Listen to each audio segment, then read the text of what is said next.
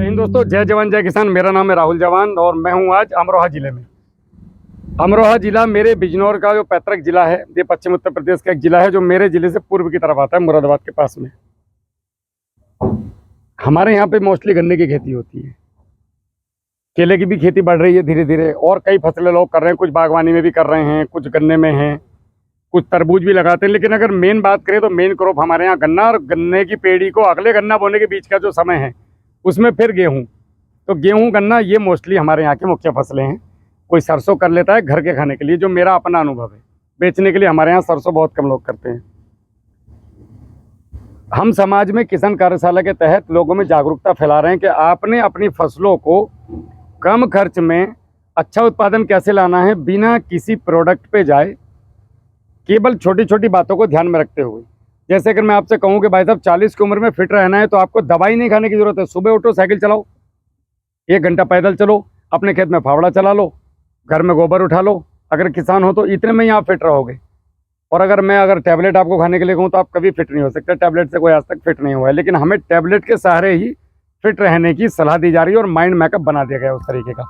मैं परिचय कराता हूँ, फिर मुद्दे की तरफ बढ़ते हैं और आगे सवाल जवाब लेंगे, फिर आगे चर्चा शुरू करते हैं। अनुज भाई, इसको मामा को बंद कर दो, बाद में बात करूंगा। अब इसको बंद कर दो।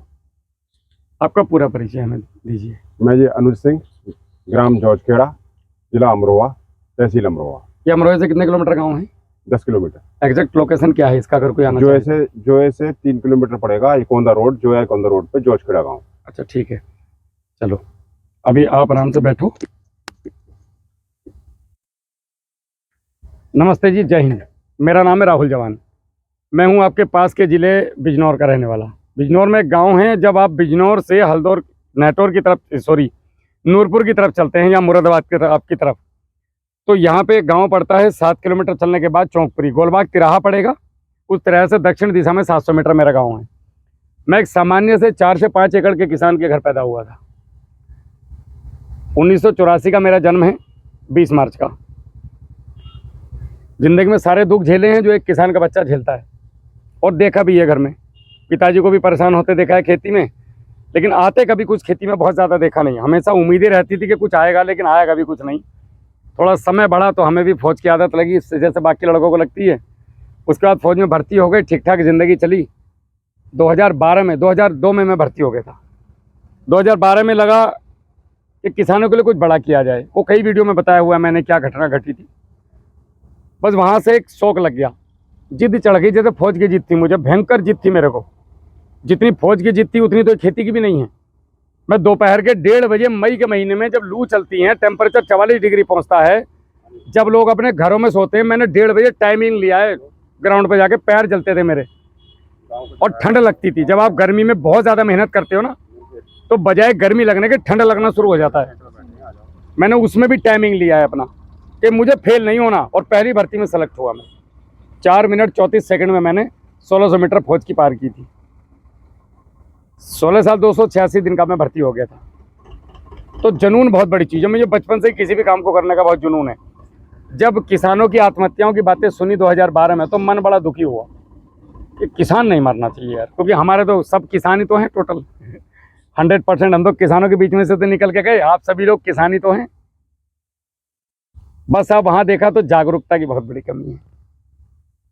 अब जो खेती कर रहा है, आप एक कॉमन सी बात सोचो कि मैं फौज में भर्ती हुआ था तो मुझे पहले ट्रेनिंग दी गई थी, उसके बाद ही ड्यूटी दी गई। आप में से भी कई लोग कई विभागों में कार्यरत होंगे, तो वो ट्रेनिंग के बाद ही गए होंगे। एक यो हमारा खेती का महकमा ऐसा है कि यहाँ पर कोई ट्रेनिंग नहीं दी जाती, डायरेक्ट खेती पकड़ा दो और भैया खेती कर। अच्छा, खेती करने की कमान किसके हाथ में है? वो कहावत सुनी आपने कि, वो मुझे भूल गया मैं थोड़ी बंदर वो बांटने बैठा था रोटी बिल्ली की। वो 5वीं क्लास में थी हमारी। कंपनियों के हाथ में है नहीं। हमारा जितना भी, नमस्कार जी, बैठिए साहब, हमारा जितना भी व्यवस्था थी खेती की, वो जानकारी दी गई किसको? जो हमारा बच्चा BSc करेगा, उसको हमने लाइसेंस दिला के दुकान पे बैठा दिया कि बेटा हमारा एक खून चूस, इंजेक्शन लगा करके। अब क्या उस बच्चे को खेती आती है? मेरी बात को ध्यान से समझना। आपके खेत में समस्या आई और आपने एक पत्ता तोड़ा। मोस्टली किसान यही करते हैं, एक पत्ता तोड़ा या वो आइडिया बना दिया। आजकल मोबाइल चल के, पहले मोबाइल नहीं होते तो लोग पत्ता तोड़ के ले जाते दुकान पे। कि यार देखिए ये समस्या है भैया, क्या करूं। तो क्या उस भाई ने खेती की है? क्या उसने आपके खेत का विजिट किया है? नहीं किया। अब वो आपको दवाई बता रहा है जिसने कभी खेती नहीं की। और पूछ कौन रहा है? जो खेती कर रहा है। एक्चुअल दवाई का पता किसे होना चाहिए? जो खेती कर रहा है। मतलब फौज में मैं भर्ती हूँ, बंदूक आप चला रहे हो, तो क्या कभी सही से रक्षा हो पाएगी? तो मेरी काम मुझे ही करना पड़ेगा। अच्छा, पहले हम यही करते थे। 1962 के बाद हम लोगों को ऐसा कर दिया गया कि धीरे धीरे धीरे धीरे हमें आराम तलबी की आदत डाल दी गई। आज अगर किसान के खेत में ठेकेदार नहीं आए तो पर्ची नहीं तुले भाई साहब। 100 में से कम 70 किसानों की कि कल को तोड़ लूंगा, पर्ची कैंसिल हो जाती है, भरता नहीं अगला। आदत ही खत्म होगी भरने की पर्ची की। डोल डालने के लिए मजदूर चाहिए, या वो पीछे हैरो आ गई आजकल, वो हैरो डाल लेगी, मैं नहीं डाल सकता सीधे। पहले क्या जमीनें कम थी? पहले तो जमीनें ज़्यादा थी और आदमी कम थे, तो एक एक आदमी कितनी ज़मीन करता था। खैर पहले वाले पे हम जा भी नहीं सकते, समय बदल रहा है तो परिस्थितियाँ भी बदल रही हैं। कुल मिला के आज हम इस स्थिति में खड़े हैं कि हमारी ज़मीन खत्म की स्थिति में है। हम लोग अभी क्या कर रहे हैं, बीमारियों पे, जैसे अभी आपने सुना होगा गन्ने में बहुत बड़ा झोलझाल व्यापार चल रहा है नहीं? लोग वैरायटी बेच रहे हैं 1500 कुंटल, 2000 रुपये कुंटल। और लोग पागलपन में उनको ला रहे हैं, लगा रहे हैं। भैया क्यों? आपका पेट खराब है, हाथ पैर सब ठीक हो जाएंगे, पेट ठीक कर लो। आप मेरी बात समझ रहे हैं? आपको जो डायबिटीज़ है, आपको जो बीपी बढ़ रहा है, आपके बॉडी में जितनी समस्याएं हैं, ये इसलिए हैं क्योंकि आपका पेट खराब है। आपका जहाँ पेट ठीक हुआ और आप 24 घंटे में एक बार टॉयलेट गए और 30 सेकंड में आपकी टॉयलेट खत्म हो जानी चाहिए, ये सही पेट की निशानी है। अगर नहीं हो रहा है तो गड़बड़ है। सुबह 5:30 बजे उठे, पानी पिया नहीं पिया, टॉयलेट गए और 30 सेकंड के अंदर फ्रेश हो गए आ गए, अगले दिन 30 उसी समय जाओगे। ये हमारे खेतों में भी होना चाहिए। हमने अपनी मिट्टी पे काम नहीं किया, ना हम कर रहे। हम केवल शीशियों पे तुले हुए कि यार राहुल भाई कोई बढ़िया सा जादू वाली चीज़ बता दो, साला काम ना करना पड़े। तो हमें करना क्या है? एक तो अपने दिमाग को ठीक करना है और अपनी मिट्टी को ठीक करना है, सारी बीमारी खत्म। अच्छा, ये लेक्चर भी आपने बहुत सुन लिए होंगे, कृषि विज्ञान केंद्रों से लेके गांव-गांव में गोष्ठियाँ चलती हैं, हर कोई आके अपना ज्ञान अलाप के चला जाता है। कोई भी ऐसी संस्था भारत में नहीं है जो ये ड्रामेची करने के बाद, जो मैं यहाँ कर रहा हूँ खड़ा होकर बकवास, इस बकवास के बाद आपका फ़ोन भी उठाए। भाई सपोज करो मैंने आपको 50 चीज़ बता दी, अब किसान है भूल जाएगा। अब आपको 1 महीने बाद गन्ना बोना, गेहूँ काट के, तो उस टाइम तक तो मैं भी सपा, वीडियो भी सपा, बंदा भी सपा। अनुज भाई बोल लेंगे यार पता ना नंबर उठाता ही ना मेरा। समझ रहे हो मेरी बात? तो उस समय किसान कहाँ जाए? तो फिर आप क्या करोगे? अरे छोड़ यार, ये तो आते ही रहे। तो किसानों ने सीरियस लेना बंद कर दिया लोगों को। मैं गलत कह रहा हूँ? भैया हमें फ़ोन उठा में, तू हमारी बात सुने तो हमें कुछ फ़ायदा हो, नहीं तो हम क्यों बिना मतलब दोपहर में हमें यहाँ तंग कर रखा है। तो हम लोग एक ऐसी संस्था बन के निकले किसान कार्यशाला के नाम से भारत में, कि हम गांव-गांव में जाते हैं पूरे भारत में। जैसे मेरे हिस्से में उत्तर भारत आया हुआ है, उधर मेरे गणेश बोंडे करके हैं एक, वो पूरा नॉर्थ ये साउथ इंडिया देखते हैं। आसाम तक मैं जाता हूँ। जिन लोगों ने मेरी वीडियो देखी होंगी उनको पता होगा। हम लोगों ने बीच बीच में हर जिलों में अपने अपने प्रतिनिधि बना रखे हैं, स्वयंसेवक। हमारे पास ना फीस है देने के लिए, ना पैसा है। हम किसानों के बच्चे हैं, तुम्हें किसानों का भला करना है तो कुछ चीज़ें तुम्हें सिखा देंगे, ये बाकी किसानों को फ्री में बताते रहो। अगर वो फ्री वाली भावना नहीं है तुम्हारे अंदर बताने की, तो हमारे साथ मत जोड़ो, किसी काम के नहीं हो। फिर लालच में कोई मतलब बनता नहीं है जोड़ने का। तो हम लोग अपने खर्चे से जाते हैं। मैं यहाँ आया हूँ, अनुज भाई ने इतना सम्मान करा, बड़ी बात है। बाकी मेरा अपना तेल, अपना खाना, भाई जिन्होंने खाना खिला दिया वो बड़ी अच्छी बात है। नहीं तो नहीं, अगर किसी वजह से व्यवस्था नहीं होती तो चुपचाप यहाँ से जाओ, आके ढाबे पर रखो गाड़ी, या 4 केला खाओ, हो गया दिन पूरा। तो हम लोग निःशुल्क पूरे गाँव-गाँव में जाके लोगों को जागरूक कर रहे हैं कि आपने खेती करनी कैसे है, खेती के तरीके क्या होने चाहिए, हम आज गलतियाँ क्या कर रहे हैं मेन। तो मैं पूरा अपना चैप्टर शुरू करूं, या मैं सोच रहा हूं कि आप लोगों की समस्याएं हों और मैं उन पर विस्तार से आपके सवालों के जवाब दूं कि इनका फ्री समाधान क्या है, बढ़िया समाधान। कहां से शुरू किया जाए आप लोग बताइए? मैं बताऊं? चलो मैं शुरू से बता देता हूं, अगर आप समझ पाओ तो। हाँ जी, ना कोई नहीं, ये भी चलेगा मेरा वाले भी, उसको ले लूंगा बाद में। हमारा जो नंबर 1 टॉपिक रहेगा वो रहेगा कि अभी किस पे, गन्ने पे बात करें? हाँ, गन्ने पे करो। ठीक है, अभी बात करते हैं हम गन्ने की बुवाई की। तो बुवाई से पहले खेत की तैयारी होती है। देखो आप लोग एक चीज़ समझ लो, जब तक आप खेत की तैयारी नहीं करोगे, जब तक आपकी हाथ मजबूत नहीं होगी, समोसा खा के इनो खाने की आदत छोड़ दो। समझ रहे हो। सुबह सुबह उठ के 2 गिलास पानी पीने की आदत डाल लो अगर पेट मजबूत करना हो तो। सुबह उठ तो चाय और समोसा खाने के बाद इनो, ये आदत बदल दो। कितने दिन जियोगे इस आदत से? आपका और मेरा वक्त निकल जाएगा। मैं क्यों भाग रहा हूँ यहाँ? मैं चाहता तो मेरे तो प्रमोशन थे आगे, मेरे साथ के सब नौकरी कर रहे हैं, सब 2-2 स्टार हो गए। मैं क्यों यहाँ आया? क्योंकि आने वाली नस्लें मुझे भूखी खड़ी दिखाई दे रही है कटोरे लिए हाथ में। आज की वर्तमान स्थिति में बिजनौर का अगर मैं वाटर लेवल की बात करूं तो 1.2 फीट 7 ब्लॉकों का पानी नीचे जा चुका है पिछले 1 साल में। ये कम सीरियस बात नहीं है भविष्य को लेकर के। हमारा आधार क्या? खेती ना। सपोज करो कल को पानी खत्म हो जाए तो क्या करोगे? भूखे मरोगे कि नहीं मरोगे? तो 1.2 फीट पानी बिजनौर के 7 ब्लॉकों का नीचे आ चुका है। रेड जोन में चल रहे हैं वो। क्यों? बिजली आई और सबके समरसेबल चल रहे हैं गांव में, भैंस नहा रही, कोई ट्रैक्टर धो रहा, पाइप चल रहा है। बोला मैं इससे कमजोर थोड़ा ही हूं। ये व्यवस्था भी बहुत जल्दी बंद होने जाएगी। मिसयूज हर चीज का हम लोग मिसयूज बहुत करते हैं। तो पानी एक बहुत बड़ी महत्वपूर्ण चीज है, हम इसका कीमत नहीं समझ रहे। आप कभी मेरे साथ पूर्वांचल चलो, बुंदेलखंड में एक एक बूंद की कीमत मैं दिखाऊंगा भाई साहब। वहां पे हजारों रुपए की जमीन, बहुत उपजाऊ जमीन है आपकी जमीन से, लेकिन पट पड़ी है बिकॉज ऑफ पानी नहीं है उनके पास बेचारों की। एक वीडियो मेरे चैनल पर पड़ी है, पढ़े लिखे LLB है वो, उनका दर्द सुनना तुम। 26 मिनट बोले वो उस वीडियो में। बोले मैं इस जगह बदलने आया था, पानी की क्या किल्लत है उन लोगों से पूछो। तो एक तो ट्यूबवेल को, एक हम पानी प्रबंधन लेंगे। सबसे पहले मैं आपको पॉइंट बता देता हूं। पहला पॉइंट हम लेंगे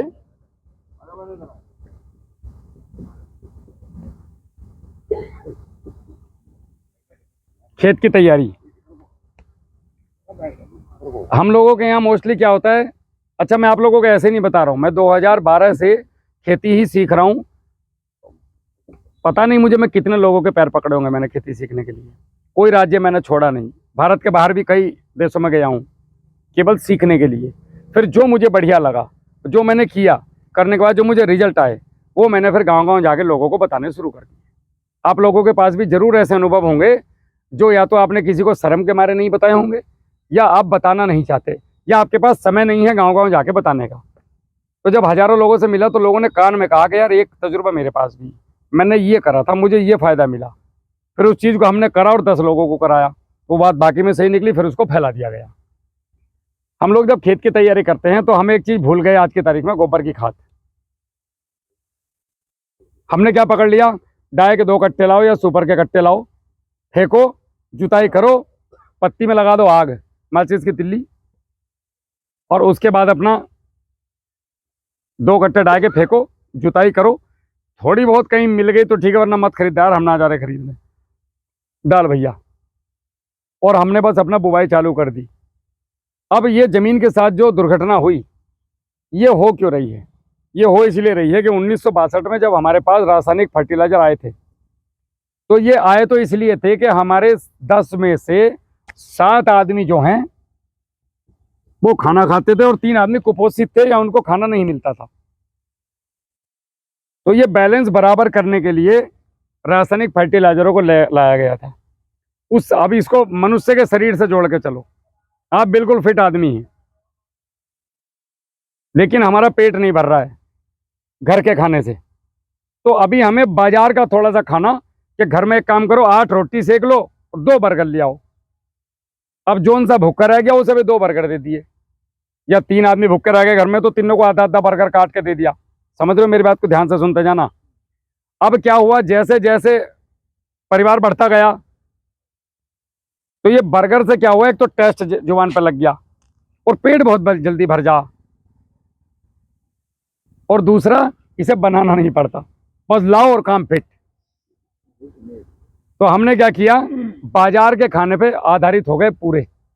अब बताया यह गया था कि भैया ये बर्गर ज़्यादा दिन नहीं खाने, मम्मी मामा के यहाँ गई 2 महीने बाद आ जाएगी, फिर वो रोटी बना दे करेगी बहू के साथ मिलके, तो फिर हम घर का ही खाना खाएंगे। लेकिन आपने क्या बोला, रे हाँ माक्कू को तंग करना, तू आराम कर, माँ 4 बर्गर और मंगाने के फालतू के।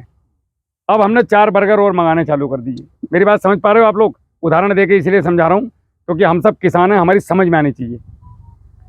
तो हमने और वो रासायनिक फर्टिलाइजर बढ़ा दिए उपज बढ़ाने के लालच में। अब स्थिति ये आ गई कि जितना डाल रहे थे उतनी उपज आ रही थी। आने का कारण क्या था, जमीन के अंदर मित्र बैक्टीरिया भरपूर मात्रा में थे, फंगस भरपूर मात्रा में थी, ट्राइकोडर्मा, सुडोमोनास, बिवेरिया बेसियाना, मेटारिजियम, ये जितने भी मित्र फंगस हैं, मित्र कीटनाशक हैं, इस जमीनों में प्रचुर मात्रा में थे। तो हमारे खेत में बीमारी भी नहीं आ रही थी। हम डीएपी डाल रहे थे, धक फसल निकल रही थी, गेहूं की ये लंबी लंबी बालियां। उसके बाद एक स्थिति ऐसी आई कि हमारे गोदामों में माल सड़ने लगा। आप लोगों को सबको पता है, इतना अन्न पैदा कर लिया हमने कि वो सड़ने लगा, बाहर उसकी खपत ही बंद हो गई। चीनी, मक्का और गेहूं, तीन की मिट्टी सबसे ज्यादा कुटती, तीनों भारत में सरप्लस हैं। तो ये इतना उगा दिया हम लोगों ने, इतना डाल दिया। अभी हमने और जगह भी शुरू कर दिया, लेकिन इनकी अगर संस्तुति थी आप देखोगे तो ये 20 से 25 साल के लिए रिकमेंड किए गए थे। जैसे अभी 1962 में शुरू हुए थे, तो ये 62, 10, 72, 20, 84 मेरे जन्म के आसपास ही ना इनका काम हो जाना चाहिए था। हमें वहां से वापसी करनी थी, इनको बंद कर देना, क्योंकि हमारी मिट्टी का कार्बन उस समय पे 0.80 से शुरू था।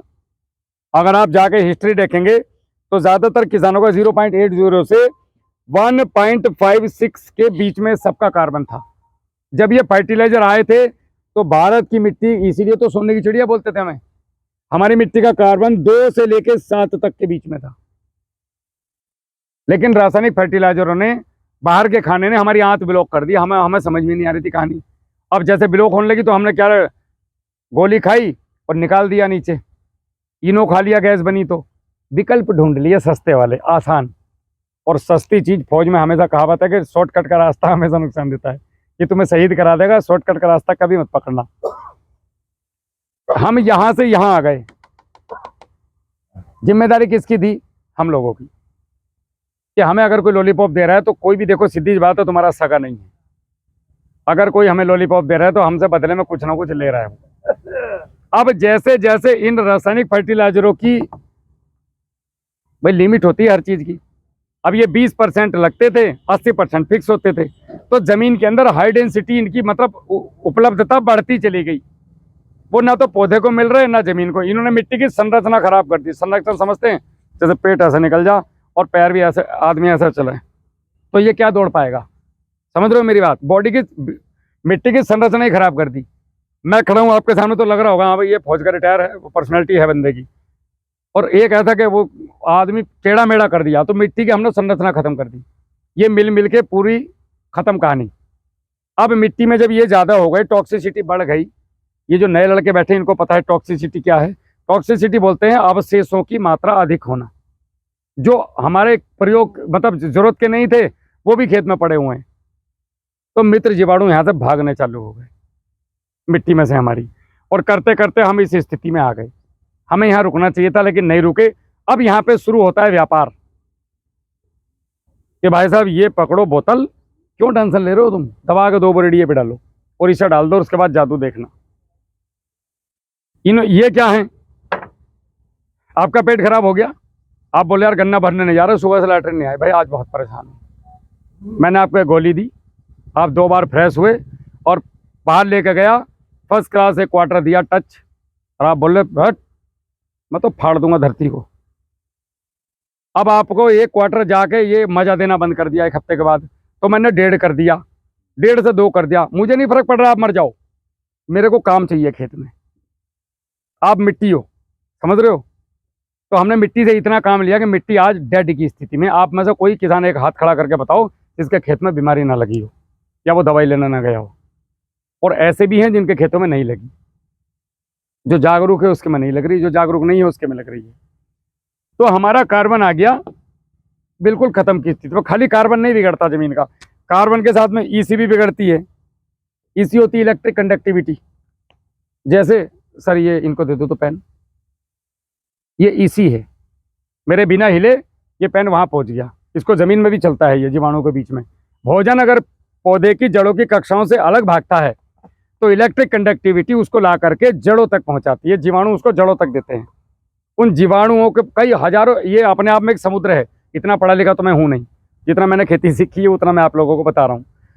ये ईसी हमारी गड़बड़ हो गई। ईसी होनी चाहिए आपकी 1 के आसपास। लगभग आप लोगों की अगर ईसी चेक करें या तो 1 से प्लस जा रही है, मतलब बिजली इतनी आ रही है, या तो फॉल्ट हो रहा है, या फिर 2 फेस साला कुआं चलने को तैयार नहीं, या तो ईसी पहुंच गई 0.40, 0.30। मतलब बिल्कुल ना के बराबर के भाई साहब पेन पकड़ियो, ना उनका हाथ आ रहा ना मेरा, दोनों खींचे फिर रहे हैं बिना मतलब। समझ रहे हो बात। अब वो भोजन खराब जा रहा है हमारा, नीचे जमीन की परतों में जा रहा है, और नीचे जाकर के इस रसायन ने 3 से 4 फीट की दूरी पे आप अगर जाकर देखोगे तो व्हाइट कलर की एक लेयर मिलती है हमें। कभी गड्ढा खोदना खेत में आसपास में कहीं, तो ये पूरी लेयर ने क्या किया, अंदर से जमीन का जितना बारिश का पानी ऊपर से नीचे जाता है, ये वापस से वापसीकरण होकर के वापस आता है। तो वापसीकरण के जो छिद्र थे, जो नालियां थी, वो ब्लॉक कर दी इसने। जब ये ब्लॉक हो गए तो जमीन में जो मॉइस्चर होना चाहिए हमेशा परमानेंट वाला, जो मिट्टी को भुरभुरा रखता है, वो खत्म हो गया। वरना हमने सरताज आवा था एक छोटा वाला, आप लोगों ने देखा होगा, 425 725 क्या करते, कुछ छोटा था वो, पिट पिट पिट है नहीं, उस पर ऊपर चिड़िया आती, पिट पिट पिट पिट, उससे भी खेती हुई। और आज हॉलैंड भी वही काम कर रहा है उसी खेत में। मिट्टी टाइट होती जा रही है, पलटी पलो आ गए, इतने बड़े बड़े के आदमी नीचे दब जाए तो उसका पता भी नहीं चलने का, उसका मर जाएगा दब के, इतने बड़े बड़े ट्रैक्टर आ गए। लेकिन ये क्यों आए, हमारी गलती से आए। अब हमें धीरे धीरे कर्ज में बांधना शुरू कर दिया गया कि बैंक से ले लो, टेंशन मत लो, पैसे कोई दिक्कत नहीं है, तुम्हारी ज़मीन भी नहीं लेने के, बस एक पर्ची चिपकाएंगे, चोए साहब पर्ची लगा दूं क्या तुम्हारे नाम की, तो तुम फिर 5% पे ला के बैंक का कार्ड भरोगे, बेइज्जती हो जाएगी यार, पर्ची निकल गई, भैया नीलामी मत कर दियो। समझ रहे हो बात, उस पर भी आता हूँ धीरे धीरे। तो साहब ये हमने अपने खेत की पूरे सिस्टम, इसका हाजमा ख़राब कर दिया। अब बात आती है कि हाजमा ठीक कैसे हो। तो हाजमा ठीक करने के लिए मैं बहुत कम शब्दों में आगे चालू करूँगा, ये आप लोगों को मैं अभी पूरा एक तरीके से समझा के ला रहा था, कि ताकि आप लोगों को पता लगे कि हम किस मुद्दे पर बात करने वाले हैं आज। हम यहाँ किसी प्रोडक्ट पर बात नहीं करेंगे, हम जो सही बात है, जो सटीक बात है, उसी पे बात करेंगे, जो होना चाहिए खेतों में। आप जितना भी बाजार से रासायनिक खाद लाते हैं वो डायरेक्ट देने के लिए नहीं बना है। पहला नियम है खेती का, कैसे देना है वो बताता हूं मैं आपको। तो पहले हम खेत की तैयारी करेंगे। अभी तक जो हमारे खेत खराब हो गए, अब हमारे पास कोई बटन तो है नहीं कि हमने ऐसे दबाया और हमारा खेत चालू हो गया। तो हमें धीरे धीरे लगभग 3 से 4 साल लगेंगे। अब भारत में एक और पद्धति चल रही है, भी आपने देखा होगा, एक तो है रासायनिक, एक हो गई ऑर्गेनिक, तीसरे का कोई नाम ही नहीं है कहीं। अब आप मुझे एक सिंपल सी बात बताओ अंकल जी, अगर आप रोज़ एक हाफ पीते हो और 2 मंडल बीड़ी पीते हो या 1 पैकेट सिगरेट पीते हो, तो क्या अगर मैं कल आपसे कहूं कि आपको सुधरना है, आपकी हेल्थ ठीक रहेगी, आप लंबे जियोगे, आप कल से सिगरेट और शराब मत पीना, वो लोग अपना काम देख, जूते और दूंगा 2। गलत कह रहा हूं जी मैं? कैसे समझाया जाएगा आपको धीरे धीरे कि आप जो पी रहे हो पियो, कोई दिक्कत नहीं, लेकिन एक मौसमी का गिलास आपको पीना पड़ेगा जूस का, पैसे नहीं देने आपको। हाँ ये कर सकता हूँ मैं, लेकिन भाई शराब नहीं छोड़ना, बिल्कुल मत छोड़ो। जब आप 1 डेढ़ महीना मौसमी का जूस पियोगे उसके साथ में, तो धीरे धीरे बॉडी के अंदर जान वापस आएगी। जब बॉडी के अंदर जान वापस आएगी तो शरीर के अंदर ऐसे जीवाणु भी हैं जो इन लतों को छुड़ाने में सक्षम हैं। आपकी बॉडी के अंदर ऐसे हार्मोन्स पैदा होते हैं, एक दिन आपका मन करेगा यार रोज ना पीते, आज नहीं पी रहे यार, मन नहीं कर रहा आज, होता है ना। अभी आप कहीं डांस देख रहे हो बैठ करके, आज के पता लगे कि घर में चोर आ गए, तो हड़कल सी हो जा, शरीर में घर पकड़ना भारी हो जाएगा। कोई कहेगा रुको रुको डांस आ रहा नया वाला, ओ भैया यार तू पागल है क्या। तो आपका सारा क्या हुआ, बॉडी ने हार्मोन्स रिलीज कर दिए कि इसको छोड़ो, वहाँ जरूरी है। तो आपकी बॉडी ऐसे हार्मोन्स बनाएगी कि तुम जो अंदर ले रहे हो ना इसे शाम को, ये तुम्हारे लिए ठीक नहीं है, तो फिर आप अपने आप छोड़ दोगे। आपने बहुत लोगों को सुना होगा कि मैंने अपने आप छोड़ दी, ऐसा जमीन में भी है जीवाणु। आपने जमीन में क्या करना है, आपने जमीन में पौधों के बायोमास मतलब जितने भी चलने फिरने वाले या जमीन के ऊपर वाले जितने भी पेड़ पौधे हो गए, आदमी हो गए, गाय भैंस हो गई, कुत्ते बिल्ली हो गए, इनके मृत शरीर इस जमीन का भोजन है। जमीन के अंदर जो बैक्टीरिया है उनका, बस इस गणित को पकड़ के रखना है। चलने फिरने वाले जितने भी जीव हैं, इनका वेस्टेज ना चलने वालों का भोजन है, ना चलने वालों का वेस्टेज हमारा भोजन है। इसी पे पूरी प्रकृति टिकी हुई है। अब हम क्या कर रहे हैं कि साहब आज ही ऑर्गेनिक पे आ जाओ, तो ना तो गन्ना निकलने का, ना तुम्हारी बीमारी भागने की, 50 बीमारी और पकड़ लेंगे, पड़ोसी क्लोरोपाइरीफास मार देगा, तुम्हारा काम खत्म। तुम रह गए 25 कुंटल वाले ऑर्गेनिक वाले, तुम्हारा कोई उसका जूस भी नहीं लेने का, खाओ फ्री ऑर्गेनिक को। तो हमें 3 चीज़ें चाहिए। पहला, मेरा उत्पादन भैया कम नहीं होना चाहिए, पहली बात तो एज ए किसान। दूसरा, मेरी जो ज़मीन की सेहत है वो बनी रहनी चाहिए, मतलब अगर इसी इस बार 40 है तो अगले बार मेरी 60 या 70 होनी चाहिए। कार्बन अगर मेरा इस समय 0.20 है तो अगले साल 0.35 तो कम से कम होना चाहिए, बढ़े घटे ना। और तीसरा, मेरी जेब से अगर आज 100 रुपये लग रहे हैं तो मुझे भैया अगले साल केवल 45 रुपये खर्च करने हैं। अगर ये पद्धति पे आप चल रहे हो, किसी के साथ भी खेती करो, दुनिया का कोई भी आदमी हो, कोई भी आपका गुरु हो, कोई भी दुकान वाला हो, किसी भी रासायनिक कंपनी वाला हो, कोई ऑर्गेनिक वाला हो, तो आप सही रास्ते पे हो, वरना आप गलत रास्ते पे हो। और इस रास्ते पे आपको कोई नहीं लेकर जा सकता सिवाय आपके अलावा। ये भी कड़वा सच है, क्योंकि कोई नहीं चाहेगा तुम्हारे 45 रुपये का, सब ये चाहेंगे 145 हो। मेरी कार दिन पर दिन लंबी होनी चाहिए, तुम्हारी मोटरसाइकिल बिकवाऊंगा, कपड़े बिकवाऊंगा, चप्पल भी लैग नहीं छोड़ने का। ये चल रहा है आज की तारीख में। तो हम लोगों ने क्या करना है, अपने एक तो ये जितने भी जानवर आवारा घूम रहे हैं, इनको आवारा छोड़ना बंद कर दो। मेरे घर खुद के घर 3 गाय बंधी हुई हैं, मैंने पकड़ के बांधी, जो ये आवारा घूम रही। मुझे गोबर तो दे रही वो, और ये साहब बहुत कीमती चीज़ है, आप लोग इसे हल्के में ले रहे हो।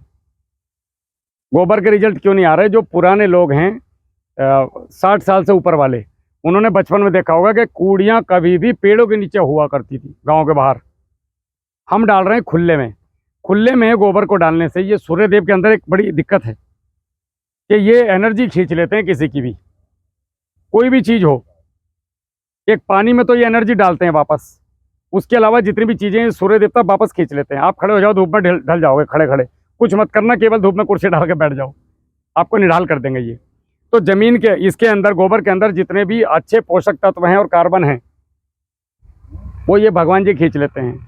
और जमीन जोत के जितनी आप बार बार जुताई करोगे, जितनी बार बार उसको खुला छोड़ोगे, उसका कार्बन खत्म होता है साहब। जो मेहनत से बनाया था घी, वो हमारा ऊंध जा, बिल्ली आवे और ऊंधा के चली जाती है। तो बिल्ली को रोको पहले तो आप जो कूड़ी डालते हो अपने यहाँ पे, या तो अपने खेत पे एक शेड बना लो। शेड भी कोई महंगा नहीं बनता है, 12 बाई 14 की एक पन्नी खरीद के लाओ, इतनी बड़ी जितना ये ऊपर का पर्दा है, 220-230 रुपए की आएगी।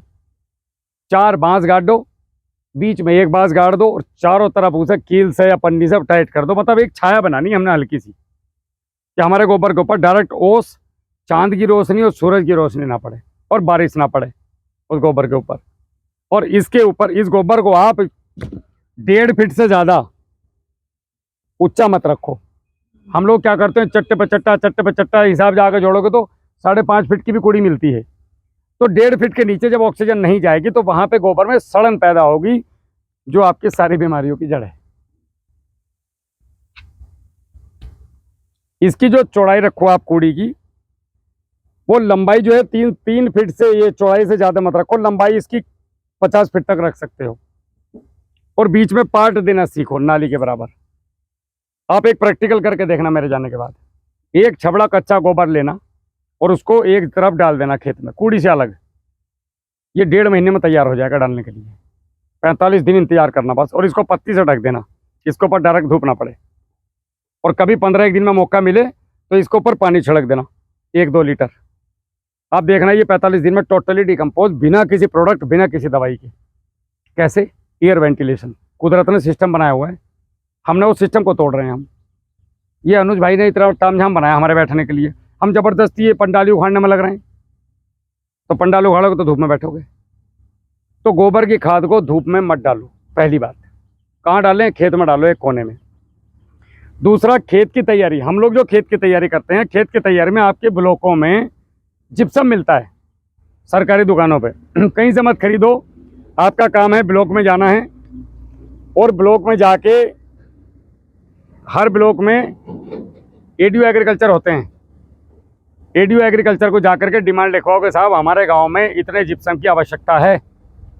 उनकी जिम्मेदारी है आपको जिप्सम उपलब्ध कराना, और उस पर आपको सब्सिडी भी मिलती है जिप्सम पे। और नहीं भी मिलती तो ऐसी की तैसी में गई, 250 रुपये कुंटल है। प्राइवेट में लाओगे 400 मिल जाएगा। 1 एकड़ में 5 कुंटल जिप्सम की खाद। जिप्सम क्या करेगा? जिप्सम मीडिएटर का काम करता है कि भाई देखो अब इन दोनों में लड़ाई हो गई, अब हो गई, अब आगे मेन में लड़ाई नहीं होने देगा, आप बेफिक्र रहो। तो जिप्सम आपकी मिट्टी जो खराब हो गई अब तक, वो हो गई। आगे जिप्सम इसको खराब होने से बचाएगा, मिट्टी सुधारक का काम करता है ये। तो 5 क्विंटल जिप्सम 1 एकड़ में डालना ही डालना है, अच्छे उत्पादन के लिए बढ़िया। और ये कई साल काम करेगा। ये एक प्रकार की मिट्टी होती है जो कैल्शियम से भरपूर होती है। राजस्थान में इसकी पूरी खदान की खदानें पाई जाती है। मिट्टी ज़्यादा हमारे यहाँ है और ये खुद का भी करने लगे। तो बस ये इतनी महंगी है नहीं, लेकिन यहाँ तक आते आते 200-250 रुपये कुंटल हो जा। 5 ट्राली आपने लेनी गोबर की खाद।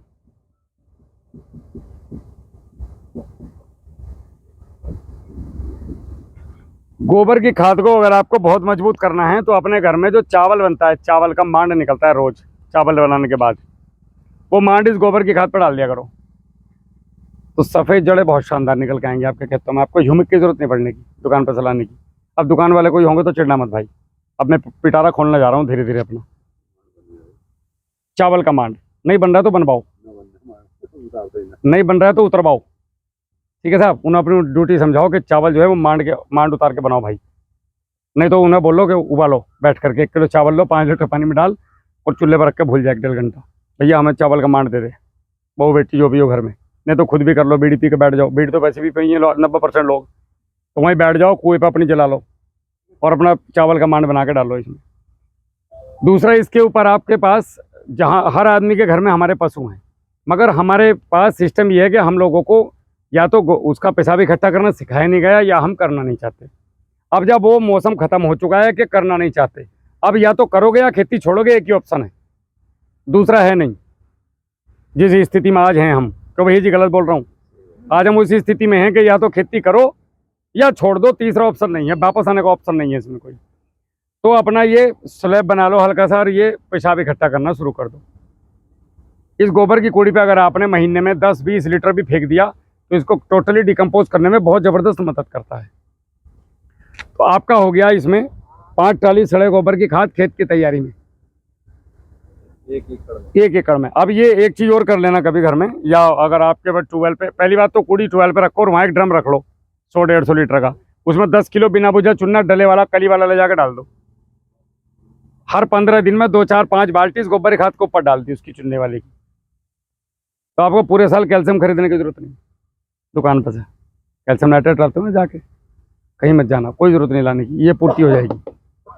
अब यही बन जाएगी आपकी सुपर खाद। जो भी घर में बचा इस गोबर को ऊपर डाल दिया ले जाके बस खेत में, कुछ अलग से लाने की जरूरत नहीं बाजार तक खरीदने की। चावल का मांड बचा, वो छिलके बचे, वो किसी के ब्याह शादी में उड़द बच गए वो डाल दो, किसी के ब्याह शादी में चावल बच गए वो डाल दो, किसी का वो धोमन धामन का रोज बर्तन धुलते हैं घर में वो बच गया वो डाल दो। जो भी घर का वेस्टेज है वो इसके ऊपर डाल दो ले जाके। इसके साथ में आपने अगर pH 7.5 से ज़्यादा है तो मत डालना, अगर 7.5 से नीचे है तो 30 से 50 किलो बिना बुझा चूना,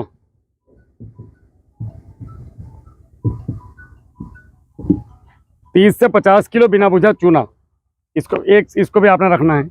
मुझे 1 बोरी DAP लानी है तो 1 बोरी DAP ना ला करके मैं आधी बोरी DAP लाऊंगा, 1 बोरी वर्मी कंपोस्ट लाऊंगा और बाकी मैं अपने गोबर की खाद दूंगा, क्योंकि गोबर की खाद उपलब्धता उतनी नहीं है आप लोगों के पास अभी। विकल्प क्या है? वर्मी कंपोस्ट और मिट्टी।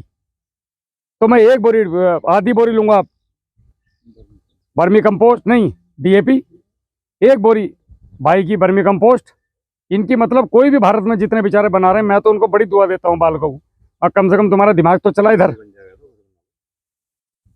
अच्छी बात है, लेकिन बनाने के नहीं, इतने कमाऊ नहीं है हम लोग। अगर बना लें तो उससे बढ़िया तो भाई साहब दुनिया में कुछ है ही नहीं। ये भाई भी मना नहीं करेगा घर में बनाओ, ये सिखा देगा। हाँ वो बनाओगे तो उससे बढ़िया कोई नहीं है, लेकिन कितने % बना रहे हैं? मुश्किल तो 100 में से 10। तो आप जो है DAP की खपत करो कम, उसमें वर्मी कंपोस्ट को इंक्लूड करो और साथ में अपनी गोबर की खाद ले लो, ना मिले तो मिट्टी मिला लो, इतना आपके लिए काफ़ी है। बॉन्डिंग तोड़ने के लिए गोबर की खाद ही केवल जरूरी नहीं है, आप मिट्टी भी ले सकते हो अपने खेत की, दोनों आधी आधी भी ले सकते हैं, आधी भी ले सकते हैं, तीनों को मिला के भी ले सकते हैं। लेकिन आप हर महीने 1 एकड़ गोबर की, 1 एकड़ वर्मी कंपोस्ट कोशिश करो कि मुझे देनी ही 25 किलो तो अनिवार्य कर दो एकड़ में देनी, आपको सच में बहुत अच्छे रिजल्ट मिलेंगे। मजाक नहीं कर रहा मैं।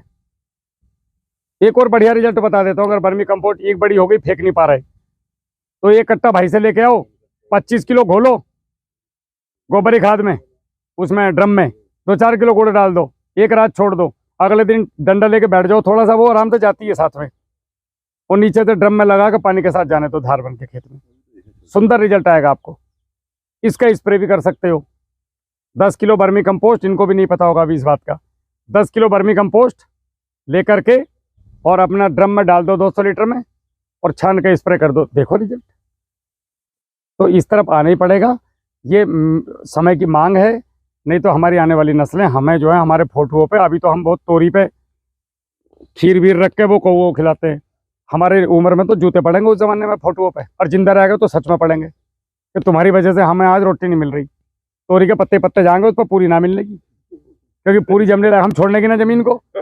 अभी आप सोचो 2024 में हम इतने परेशान हैं भाई साहब, आने वाली नस्लें किस भरोसे पैदा कर रहे हो कि उनको रोटी मिलेगी 2050 2100 में जाके 99 में, क्यों जी? नस्लें भी तो पैदा नहीं होंगी जब इतने होने की ना, हमें अन्न, हम लोगों को अन्न पैदा नहीं करना है, हम लोगों को मेडिसिन पैदा करनी है।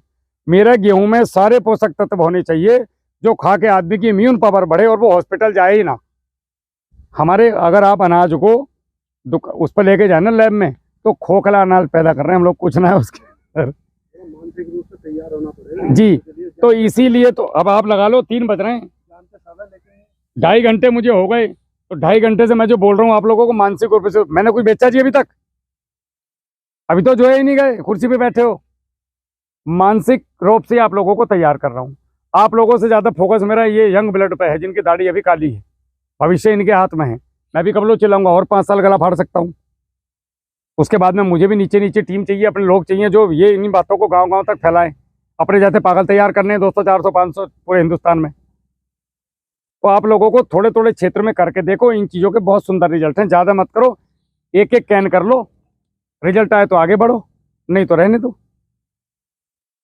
अभी किसी का कोई सवाल है तो पूछे, नहीं तो फिर मैं जय हिंद करता हूँ। नमक जो बताया था वो कितने पानी का, उसमें क्या क्वांटिटी? 200 लीटर में जो लिख रहा है अभी भी, कहाँ गया वो? वाला था वो नहीं, 200 लीटर पानी, सादा नमक वाला जो था, ये वाला स्प्रे 200 लीटर पानी 1 एकड़ के लिए, वजन उनका 250-250 ग्राम। वो आ जाएगा वीडियो में भी मिलेगा, वैसे भी 250-250 ग्राम है दोनों। करके देखो कभी इन चीज़ों को, मिनरल होते हैं उसके अंदर। सेंधा नमक सादा नमक। हर महीने 400 ग्राम फिटकरी, जिनका पीएच बहुत ज़्यादा है या कम है, केवल 400 ग्राम। नीमाटोड को भी कंट्रोल करता है वो तो। नीमाटोड को तो पैसिलोमाइसिस आ गया अभी। 400 ग्राम फिटकरी लेकर के मुंह बांध के कुएं के उस पर बांध दो, होजिया पर रख दो, जाने दो घुल घुल के, इतना काफ़ी है 1 एकड़ के लिए हर महीने। देखो कितना ज़बरदस्त बैलेंस बनाता, पेट का हाजमा ठीक रखेगा। ये ऐसा जैसे वो हो त्रिफला खा लिया। ये चीज़ों को आप करो। कहीं भी किसी को कोई समस्या आती है, मेरे नंबर सभी को मिल गए हैं, आप मुझे मैसेज कर सकते हैं कि राहुल भाई मैं फलाना यहाँ से बोल रहा हूँ, या बच्चों से करवा दो। कॉल करनी है तो जैसे अभी यहाँ फंसा हुआ हूँ तो कॉल कर नहीं सकता, जितने कॉल आएंगे उनको बैक कॉल कर लूँगा। तो आपको अगर कॉल करनी है तो सुबह 10 बजे से शाम 4:30 5 बजे तक, फिर मुझे 5 बजे से लेकर रात को 12 बजे तक ये सारे जितने मैसेज दिन में आते हैं इनके रिप्लाई करने पड़ते हैं। जो लोग मेरे से जुड़े हैं इनको पता होगा, 2-4 मैसेज जरूर करे होंगे इन्होंने, रिप्लाई भी आए होंगे। और ये ड्यूटी लगातार कई साल से मैं कर रहा हूँ, एक दिन भी गड़बड़ नहीं करता। संडे तुम्हारे सामने बोल दिया छुट्टी रहती है, लेकिन कभी बंद नहीं होता फ़ोन। लालच मार जाके यार जना कौन किसान दुखी परेशान होकर फ़ोन कर दे, और दूसरा क्या छुट्टी मारनी। फौज में छुट्टी ना मिली, कभी संडे की तो आदत ही ना रही। फौज में संडे मिलता ही ना, तो आदत भी नहीं है संडे वनडे की। हाँ, तो अभी कोई सवाल है, क्लोज करें? ठीक है साहब, राम राम, जय हिंद।